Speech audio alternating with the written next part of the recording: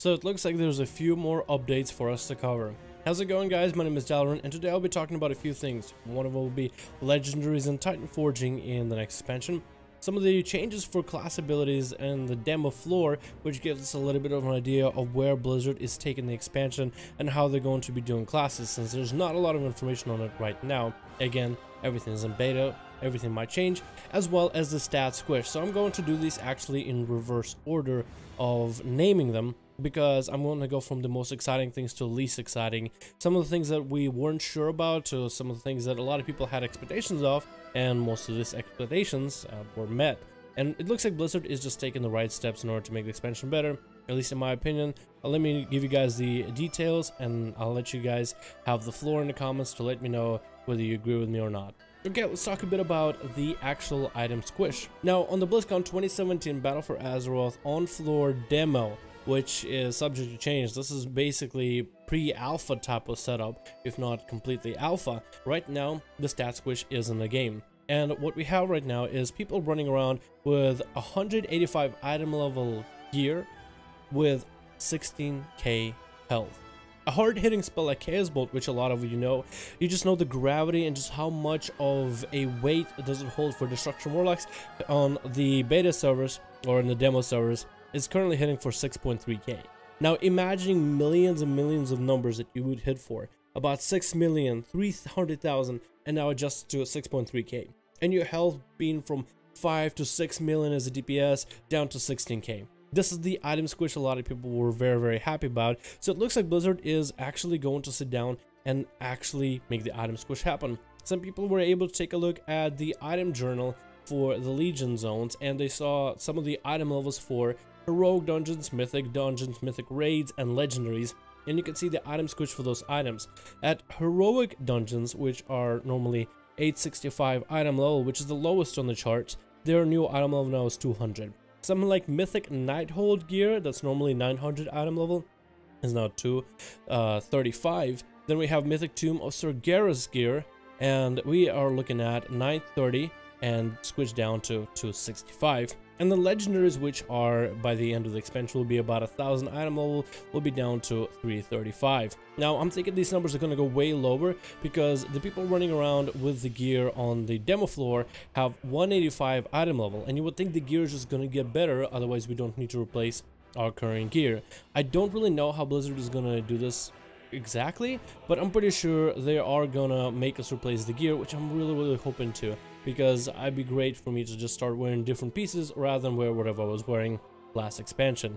We don't really know again how this is gonna go exactly, but I'm thinking that there's gonna be a much bigger item level Squish for the items we're leveling now, or we're wearing right now.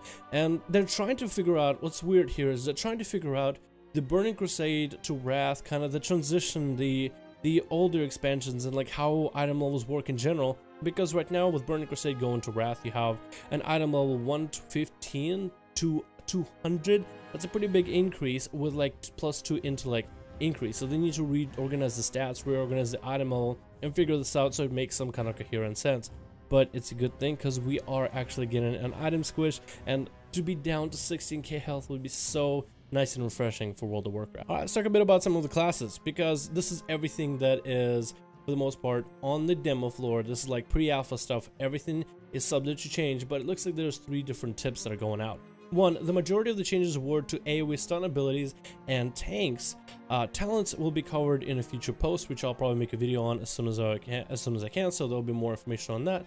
And a few abilities seem to have been pruned and re-added in the game. So the abilities that we saw leave maybe in Warlords or Mob might be in the game again. So this seems like a really good idea.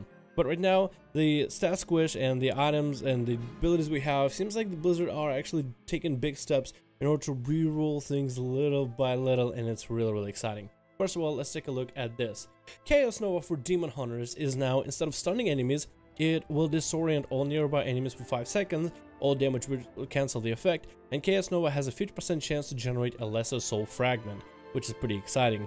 Eye Beam, for example, blasts all enemies directly in front of you for chaos damage. Eye Beam always critical strikes. Your primary target now takes 100% increased damage. So now this ability is more of a single target ability that allows you to do damage to a single target without being complete cleave, and has an aspect for AoE as well. There's a few other tank mechanics which we are actually going to skip because they're not quite as exciting. Then we have Hunter. The Tranquilizing Shot comes back, removes 1 enrage and 1 magic effect from an enemy target. So we get Dispels Foot Hunters all over again. Beastmaster, Cobra Shot. A quick shot that causes physical damage and reduces the cooldown of kill command by 1 second. So they changed the way you play with this.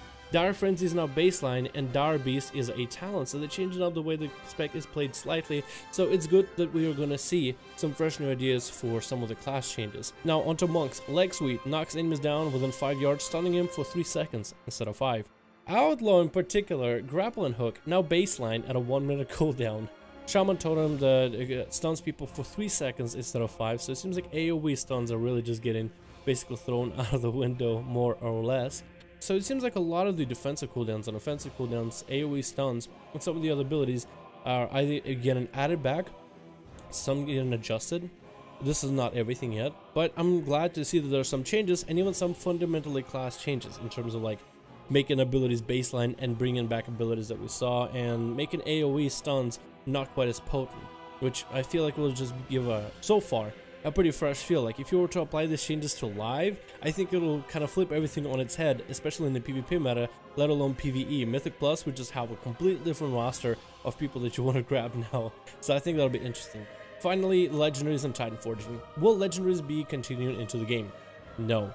They said that they didn't like the idea of RNG or randomization. A lot of people expressed the concerns about it, so they want to make a system where a player has a lot more control, but there's still that progression system through armor and the way that your artifact necklace is going to work, which I'm pretty happy about in terms of the player customization and the no RNG chance for it. So there's a lot more predictability in terms of how you want to play, instead of just, oh, just keep farming content until that legendary that actually increases your damage drops, and bam, now you're actually viable. Because there are some specs like Fire Mage, for example, that is basically useless if you don't have the bracers for Fire Mage, but once you get the bracers, oh man, you're just you're one of the best PvE specs for your team comp, for your Mythic Plus progression all of a sudden, and everybody wants you in their group.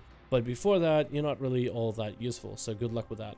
Titan Forging is staying in the game, however. They do want Titan Forging to stay, and I can see already one of the arguments for Titan Forging is, well, on one hand, you know, it just means that you can keep farming same thing over and over and over until a Titan Forge, so then it seems like the grind is never ending. But I kind of like the idea that you never really need to stop with gear altogether. Like for example, let's say you're playing a little bit of Mythic Plus or Dungeons or Heroic. Let's say you're fully geared up in Heroic gear. Does that mean you should just stop and wait until the next patch comes out? No, you can continue playing with your friends, continue doing content for that chance to Titan Forge. So if you're somebody who really wants to min-max your class, min-max your spec, and try to just get better stats, you can still squeeze a lot out of it for playing the game with the rerolls, and it does add a little bit of excitement to the game. RNG is a good thing. It adds a little bit of unpredictability and excitement. It can be the crux that basically makes the game not fun, but it can also be a feature that makes the game a little bit more fun, a little bit more unpredictable in a good way. So there are advantages to RNG, and it seems like Blizzard still wants to keep RNG, but only in places where it makes sense and not just completely riddled all over the place like it is with Legion. So this has been an update for everything that we have right now. I'll have the links available for you guys to read on your own in as best as I can, and hopefully I'll remember to add all of the images for the video as I'm recording this separately. Thank you guys all so much for watching. Hope you enjoyed. Give the video a like so then my videos can be spread to more people, because it seems like YouTube likes the whole like system right now. The more likes you get, the more you get out there. Make sure to subscribe to the channel if you have not for more coverage of the next expansion, and I hope I'll see you guys in the next video.